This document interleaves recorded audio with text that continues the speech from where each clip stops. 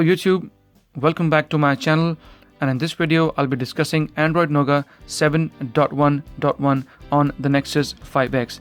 Now those of you who follow me, you guys know already, I've been covering the phone ever since I got it last year, and I've made several videos. My last video on the Nexus 5X was on Android Nougat 7.0, and I went really in depth in that video discussing camera, RAM management, battery performance and everything else. So I will leave a link down below to that video, guys, should you wish to have a look, because that was a major upgrade from Marshmallow to Nougat, so it required some in-depth analysis. However, 7.1.1 is an incremental update, so I would try to keep this video short and sweet, but still I'll be discussing things about the phone like battery life, the camera performance and RAM management, and I'll try, like I said, try to keep it as short as possible. So before we start this, let's have a look and see if the phone is running Android Nougat 7.1.1. As you can see here, guys, it's running 7.1.1 along with the latest Android security patch level update, which is 5th of December 2016. So guys, without wasting any more time, let's quickly get started. So first of all, let's start off things with battery life. I know most of my viewers, they love my battery life videos, so I thought let's start off with the battery life first. Okay, I've taken some screenshots in my typical style, guys, screen on times both on Wi-Fi and also on 4G. So let's start off from the very first screenshot. This was the Android 7.1.1 Nougat update, which was over 1 gig, as you can see, 1.2 gig. Okay, so further down, the phone also received a Google camera update, which I will suggest you to please go into your Play Store and please update this app, because it will make your camera much more quicker, which I will discuss in just a moment. Okay, so further down, I'm also glad to report that we also have 24/7 help like we have on the Pixel phones. We also have that on the Google phones as well. If you go on settings and go into support tab, you will see phone and chat features already embedded in the phone. Okay, anyways, back to battery life again, guys. I was testing on Wi-Fi first of all, and the battery went down to 4%, and my usage included like normal typical stuff like my social media, listen to music via Bluetooth, Google Plus, Chroming, browsing, and use the camera a bit as well. Watched a few YouTube videos, and eventually I was able to achieve, after a heavy day, as you can see the lines are pretty thick here, and like I said, I was using Wi-Fi mostly and not 4G, and I was able to achieve 3 hours and 53 minutes of screen on time with Wi-Fi only most of the times. Now this screen on time is pretty much on par from what it was before on Android 7.0 Nougat, so not much of a difference. You might be able to squeeze out maybe just over 4 hours of screen on time, but because I'm a heavy user and my phones are really busy, so that's why you can see here lots of stuff going on. Like I said, SoundCloud, Twitter, all social media sites, YouTubing, camera.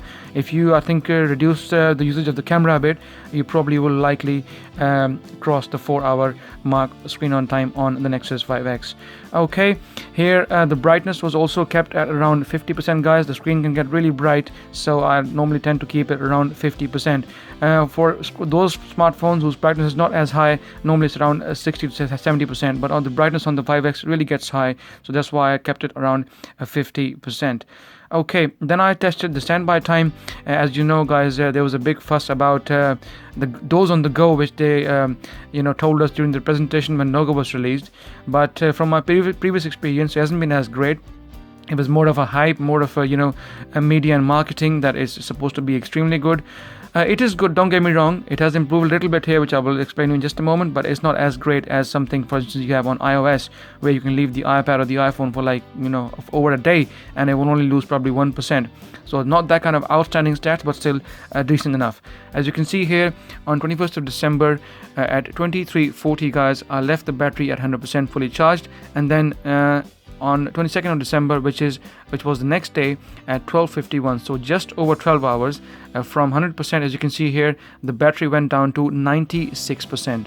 So in just over 12 hours, the battery was down to 96%, so we lost 4% of battery, which is again a slight bit of improvement from what it was before. Before, around 8-9 hours, it was losing about 3 to 4%. Now, even if after 12 hours, it's still losing only 4%, which is, like I said, an improvement over from what it was last time, but not as great as something, say, for instance, on iOS. Okay, then I tested the phone on 4G. As you guys can see in the top right corner, I was mostly in 4G, and my graph will also show you that 4G was primarily used. And also the behavior which I discussed from last time, guys, at around 50% the battery tends to go down quicker. If you remember from my previous video, the link to that video will be down below. I discussed about the battery life, and I specifically mentioned that after around 50% the battery starts to drain quicker. The case still remains same here till this day. After around 50%, the battery tends to drain down quicker for some reason. I still do not understand what the reason is behind that, but this is something which I've seen, I've observed, so I thought I'd let you guys know.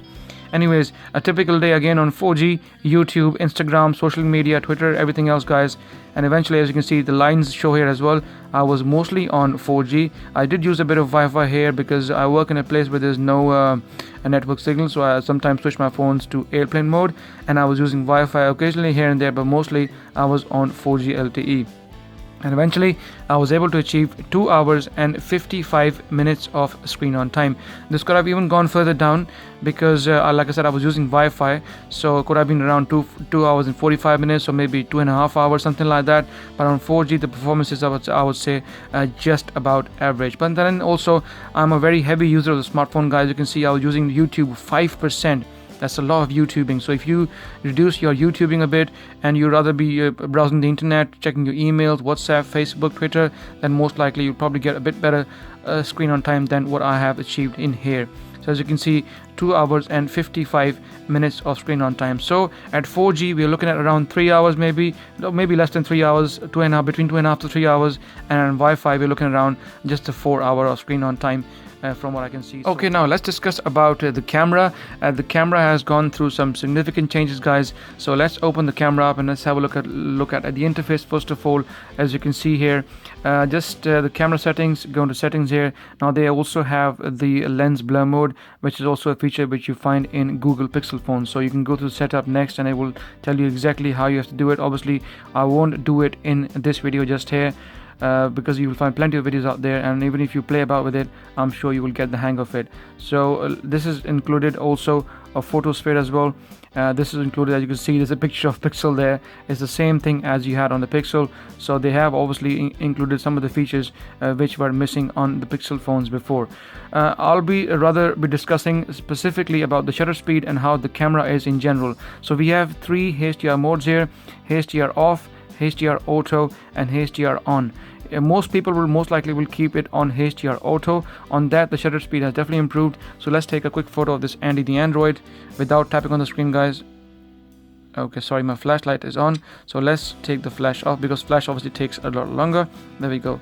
So let's take the flashlight off, and boom, there we go. I got a pair of Bose headphones here as well, so let's take a photo of these Bose pair of headphones. There you go, guys. So as you can see, it even sounds like the Pixel.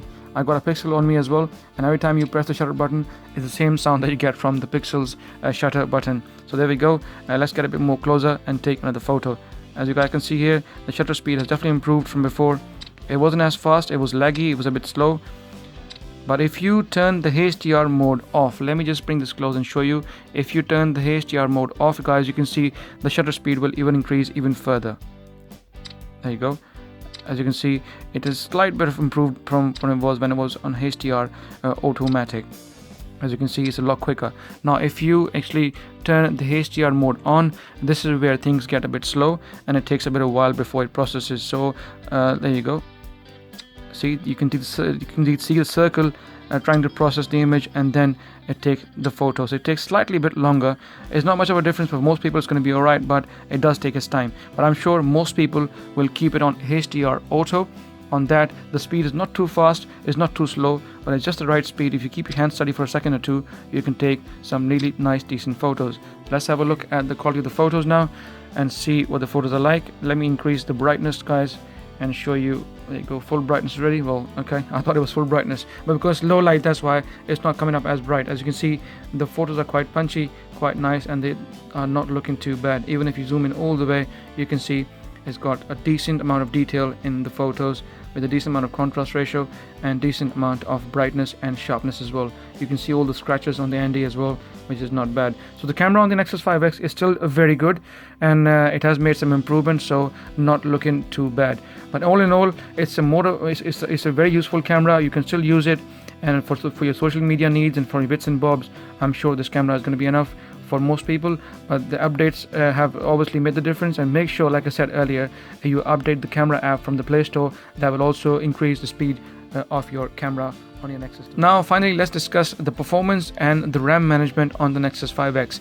Now this is an area where lots of people have asked me this question, and often people ask me on YouTube, Jay, should I be picking the OnePlus 2 or should I be picking the Nexus 5X, because both phones are in the similar budget and sometimes people are not too sure which phone to buy.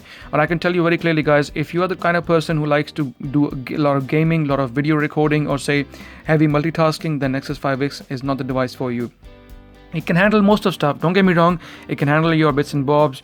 Switching from one app to another app is not that much of a problem. However, if you put a bit too much on it, the phone will start to show its limitations. Especially with 2 gigs of RAM, things can at times get a bit slower. So please make sure, guys, that you have your basic needs fulfilled and you don't put too much on the phone. If you want a heavy multitasking device, then obviously OnePlus 2 is the better, the faster, and also more kind of device which can take most of heavy stuff. I wouldn't necessarily say faster, because if you look at the day-to-day performance of the Nexus 5X, it's quicker than the OnePlus 2. The OnePlus 2 shines only when you put a lot of stuff on it. If you are doing heavy multitasking or video recording or gaming, that's where the Snapdragon 810 really outshines the 808 present in the Nexus 5X. But if the Nexus 5X had, say, for instance, 3 or 4 gigs of RAM, this phone would have been ideal and perfect device for years to come. But because it's got only 2 gigs of RAM, that's why at times you can see it can struggle a bit. It takes a bit more time, longer than for the apps to open up, especially if you're gaming and you open the camera. As you saw when I came back from the camera on the main screen, there was a bit of lag there and the widget disappeared, so it took about a second or two for the widgets to come back. So that kind of performance issues here and there, minor issues. For most people it's not going to be a problem. For the people out there with the eagle eye, I'm sure you will pick on this and you probably will stay away from the Nexus 5X, especially if you are a heavy. Now let's get into the RAM management. Let's have a look and see how much free RAM we have got. So settings and then into memory. As you can see here, guys, the free RAM is only 219 meg, and this is exactly what I said a little while ago. There's not enough memory for the phone to do heavy multitasking or gaming. So if you're into heavy multitasking and gaming, I'm sure you will struggle and the phone will lag here and there, and you will probably find it hard and frustrating for you to switch from apps, especially if you got, like, say, 10 or 15, 20 apps opened up in the background.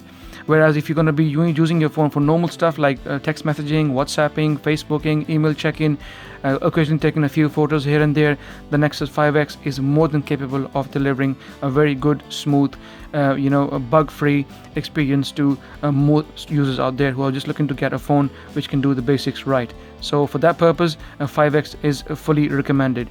But in general, guys, so far I've been happy with the device for the budget, for the price, for what's on the offering. Snapdragon 808 along with 2 gigs of RAM. I think the Nexus 5X is a good device. It's not looking too bad.